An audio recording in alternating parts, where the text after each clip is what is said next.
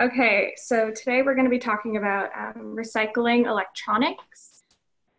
All right, so the objectives of this presentation are to understand the importance of recycling electronics, to know where and how to recycle electronics, and to take action. So I hope that at the end of this presentation, if any of you have any old electronics lying around, or you have an older device that you want to trade in for a newer device, that you will take action to recycle or turn in your electronics for refurbishing, which I will explain what refurbishing is in a bit. Okay, so why do you recycle electronics? So you recycle electronics because this is one of the reasons, they contain a lot of valuable and precious resources. So for example, gold, silver, and copper.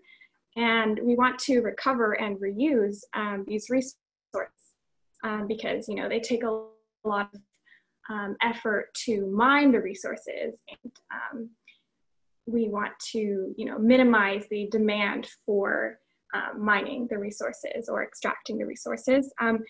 So here's just an example. Apple's extracted gold from recycled electronics in 2015 amounted to $40 million. So that's quite a big amount. And this is a lot of electronics. But still, every electronic cycle does count.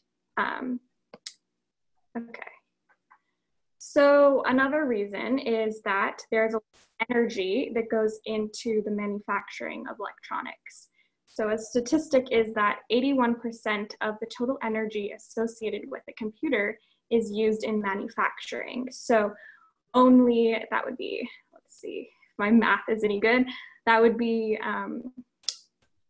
19%, I believe, would be used in the operating of your computer, which is very little compared to the manufacturing. I thought that was an interesting statistic because it's not what I would have expected. So recycling electronics means that not as many new electronics will need to be produced, and not as much energy will be needed to produce those electronics. So here's another, I like to include lots of statistics, as you can see. So here's another statistic. So 1 million laptops can save enough energy to run almost 4,000 houses for a whole year. I thought that was pretty amazing, comparing it to, different types of electricity. Okay. So another reason is that many of the resources used to make your device have damaging extraction processes that are harmful to worker health or the environment, or both. So recycle, then you minimize the demand for more new resources to be extracted. So another example here, cobalt, which is one of the resources in devices, I believe, yeah. So it makes up 60% of lithium-ion batteries, and lithium-ion batteries are the batteries used in many different things, including the most major use of them is in electronics. Cobalt has been reported to spill out of mines into water and soil, and then the soil becomes infertile, and if the soil, the cobalt drips into the water from the soil, then if that water is ingested, so if people drink that water, then it has been said to cause lung disease, heart failure, and possibly cancer. So there are a lot of health consequences. Yeah, this is focusing on health and environmental consequences of extraction of certain resources. Okay, so here's just a little, I like using graphs too to kind of visualize. Yeah, so the majority of The material that makes up an iPhone is aluminum. I know it's kind of small here, I can zoom in. Yeah, so aluminum, there's a bit of carbon, which I thought was interesting. You wouldn't think that your device would be carbonated, but it's in there somehow. And then there's also oxygen, iron, silicon, copper, cobalt, which we talked about, which is in the batteries, hydrogen, chrome, nickel. So I know here it says the total value of the elements is only $1. And that doesn't seem like a lot, but when you're talking about like 1 million recycled iPhones or computers or iPads, tablets, that really adds up to a lot of value. So it really does matter in the long run. And then here is for computers. And yeah, so this graph is a bit different than the other one, but it's not as specific. So aluminum, again, is pretty big. They have a big other category. They have silica or glass, plastics, ferrous metal, which would be like, I believe, gold and silver and stuff.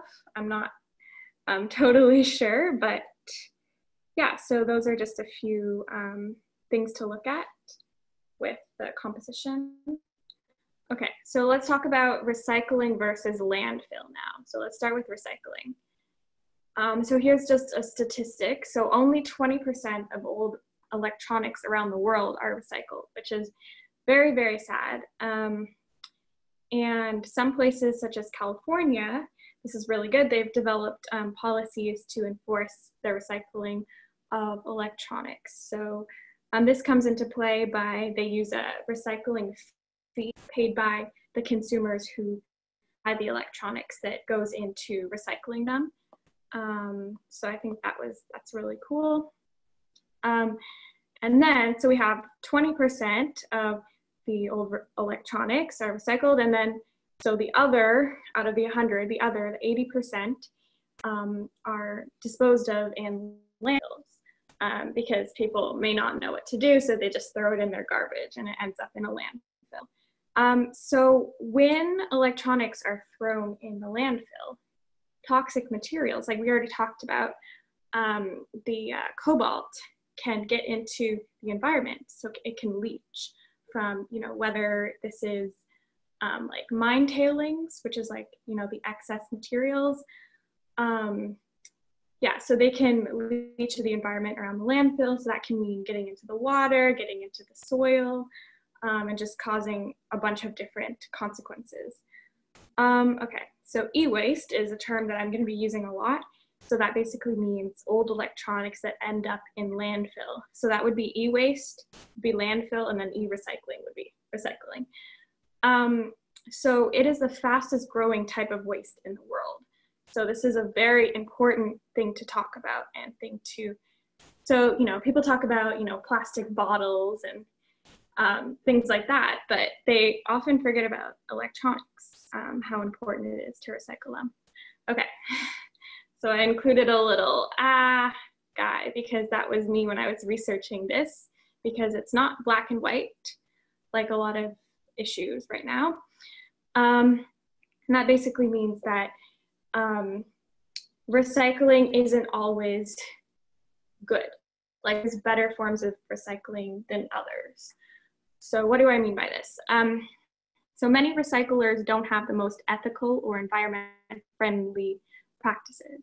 So 50 to 80% of e-recycling is shipped overseas to developing countries where workers aren't paid enough and are exposed to dangerous substances.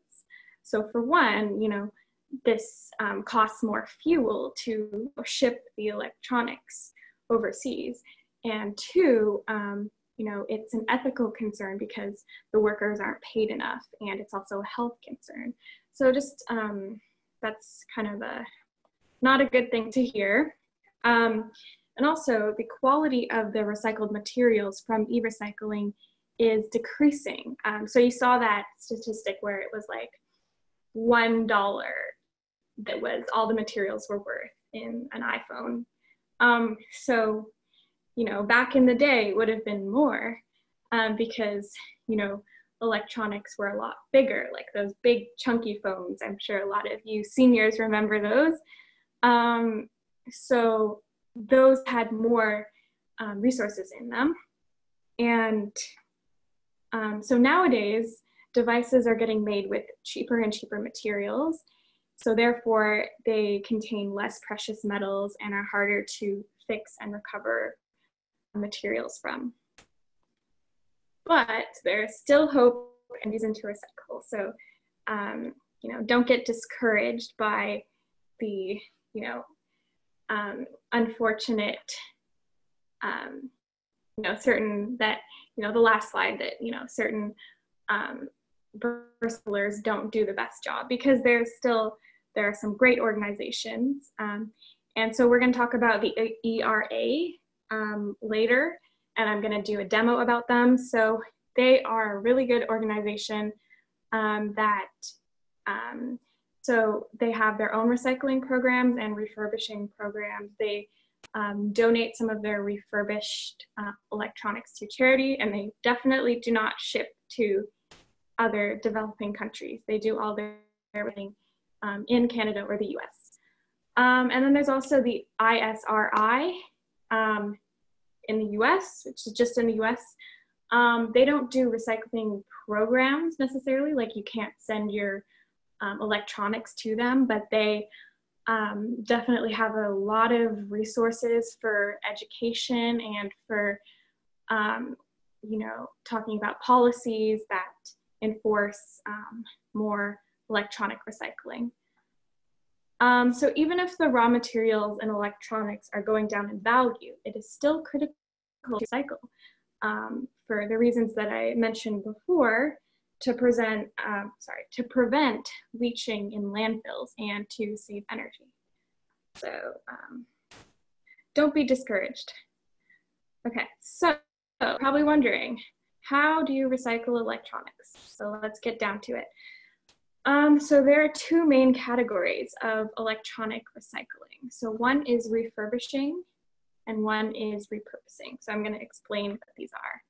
So first of all, refurbishing. So in this stream of e-recycling, parts of your old device will be used to make another new or refurbished device. So this option is good for you if your device is still in good working condition, but you need a new one for whatever reason. So this option wouldn't be good. Like, let's say if your phone got water damage, it's less likely that you can refurbish your device. But if it's just being a little glitchy, then you can probably refurbish your device. Okay, so you can often return your old device to wherever you bought it, and then you can get money or a credit towards a new device. So Apple Canada has a great trade-in program, and you can get up to a $60 trade-in value for a iPhone 6s. So that means that if you trade in an iPhone 6s, then you can get up to $60 off of your new phone. And then obviously, if it's a newer phone, like if it's a iPhone SE or whatever the newest one is, then you can get more money in trade-in value. Okay, so the second stream is repurposing. So repurposing, like the example before, if your phone has water damage, then you might be able to, you might not be able to refurbish your device, but you might be able to extract some of the resources to be used in, you know, robots or, I don't know, like different other products.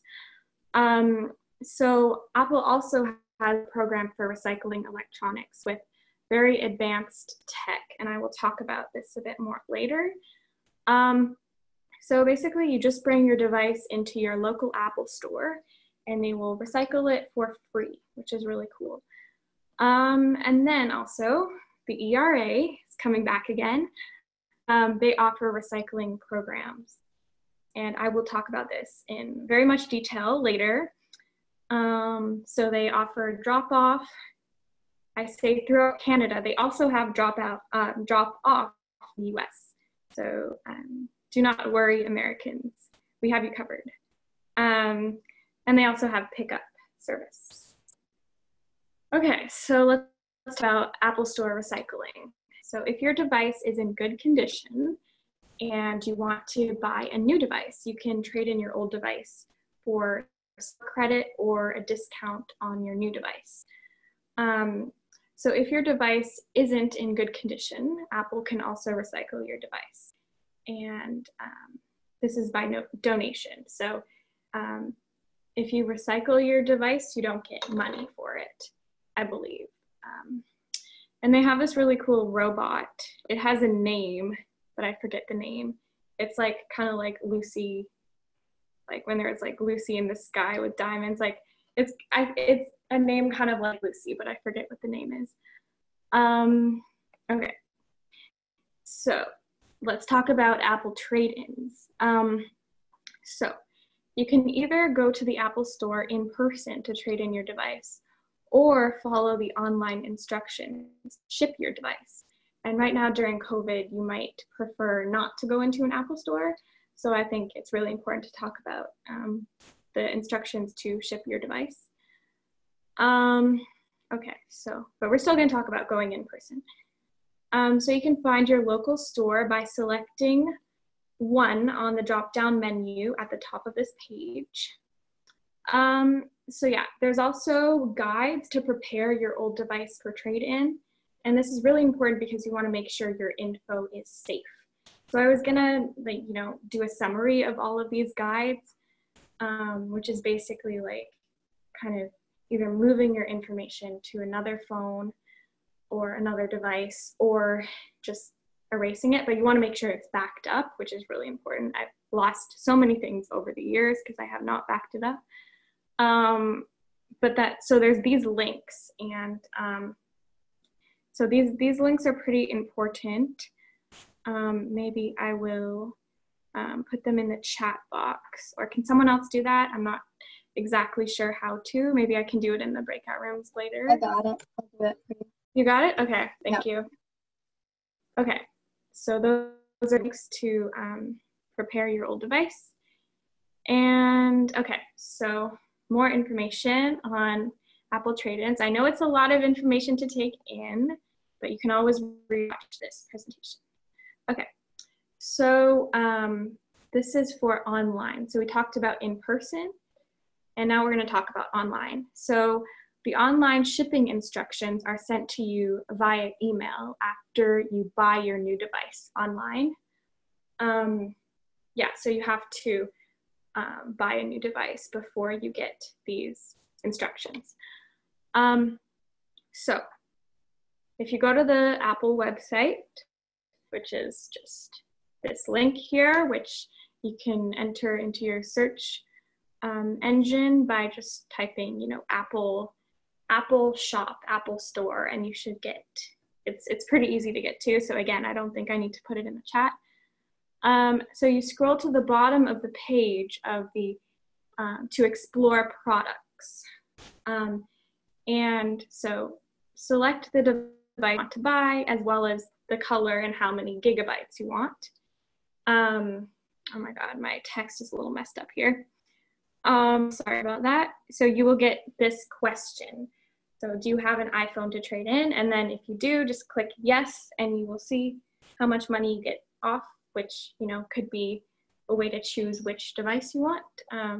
It's always up to, so, don't be like, why didn't I get 220? Because that's the maximum that you can get. So it might be less. Yeah, so, okay, so now we're gonna talk about the ERA recycling program. So they have, again, like I mentioned, they have the pickup and the drop-off options. Okay, so for pickup, you're gonna want to go to this link here. It'd be great if someone could put that in the chat. It's also really easy to get to on their website, and I will show you later. when we do a demo, how to get to their website and how to do all of these things.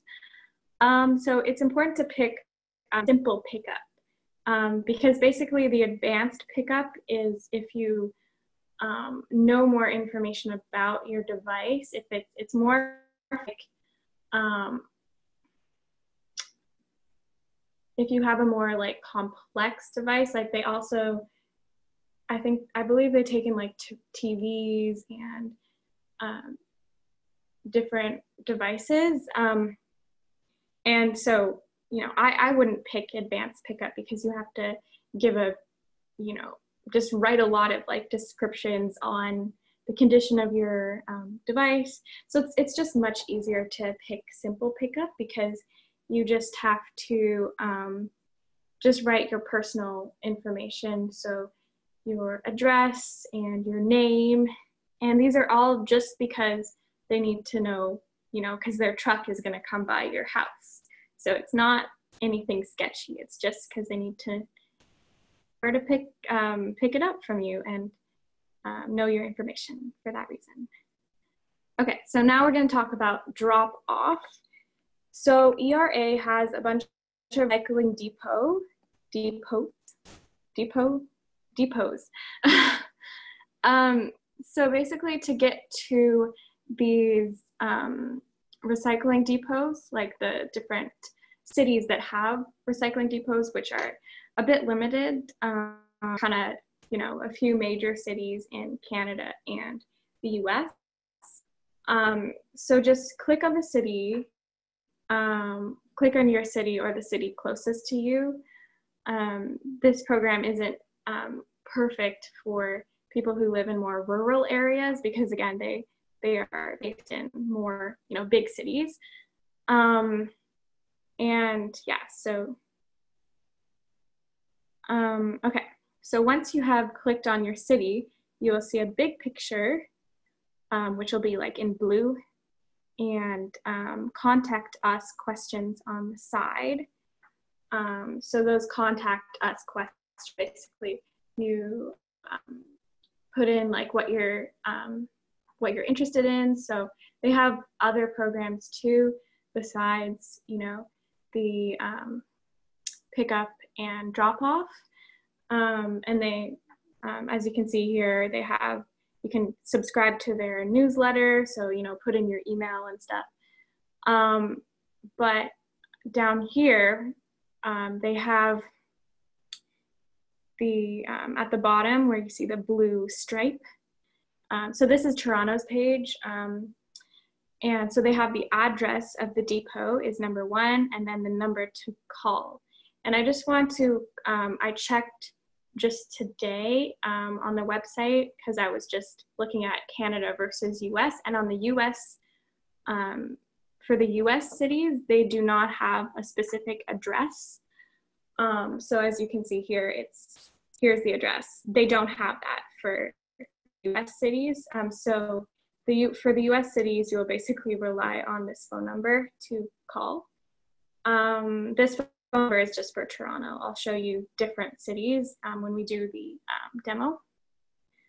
So yeah, you can ask for the local number. You can find out more information about things like store hours and how to prepare electronics for recycling. And in the case of US, what the location is. So that number is pretty important. Okay, so we're almost done here.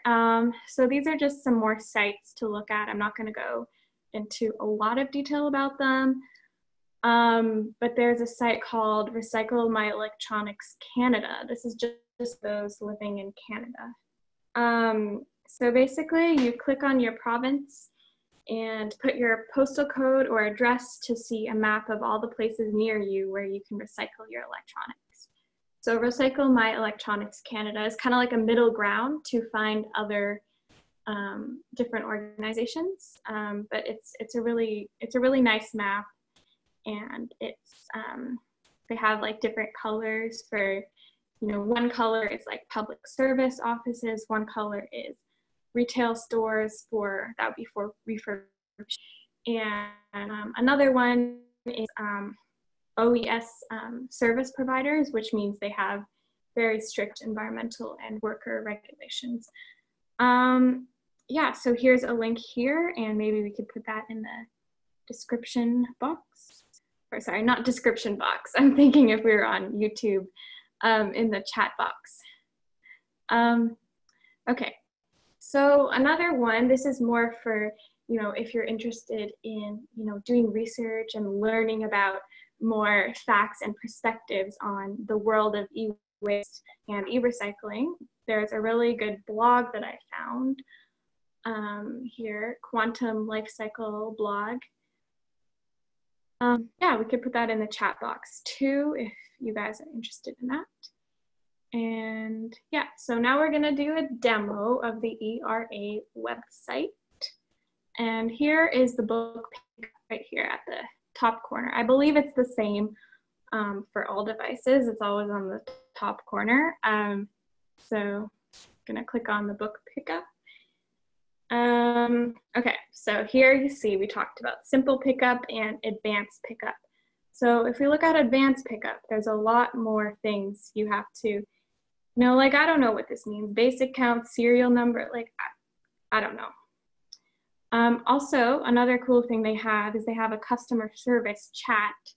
And I went on here when I was doing research and I was, you know, wondering about their customer service. So I asked them when the hours were for my depot, and I live in Toronto, so it's in Toronto, and they gave me hours right away.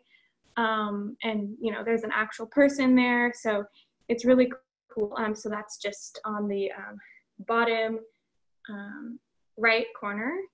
Might be different for different devices, but they'll have a little, you know, quotation mark thing and say we are available, talk to us. So it's pretty easy to find. Yeah, so the simple pickup is the one to go to, and you just put in your name and your email, phone number, and city. So they will just contact you give you more information. Yeah, and then you use your quantity of items. Wow, that's a lot of items. 25. I would only be trading in like one probably. So I guess they're set up for mass trade-ins. Okay, so let's look at the depots. Okay, so here is what I talked about, scrolling down to the bottom of the page. And okay, I'm gonna choose Seattle because that's where my family lives. And I just wanna show you guys the different setup for the US cities. Okay, so again, here they have the contact us on the side. And yeah, so they have like other, you know, volunteering, data security and data destruction. Like there's a lot of other things you can get information on. But if you scroll to this blue stripe, see, it only shows you the city, right? It doesn't show you the precise address, but they do have this local number, or they have the toll-free number, but I believe the toll-free number is very general, so you're probably going to be forwarded to the specific number. If you're, the toll-free number would probably be if you have more general questions about, you know, that aren't specific to a specific city. Man, I'm taking a long time with this. I'll finish up soon. Another cool thing, like I said, they support a lot of organizations and they donate their refurbished devices to them. Yeah, so this number is your best call for this one here. For Seattle though, so don't write that down if you're not in Seattle. Yeah, so that's your best call for contacting your specific depot, and then you can ask about their hours and their location. And then as well, you can click here too for book a pickup, and you'll get the simple versus advanced thing again. Yeah, I think they also do data destruction. So that means I believe you do not have to go through the process of erasing your data beforehand. I'm not totally sure though. Yeah, so I think that's it.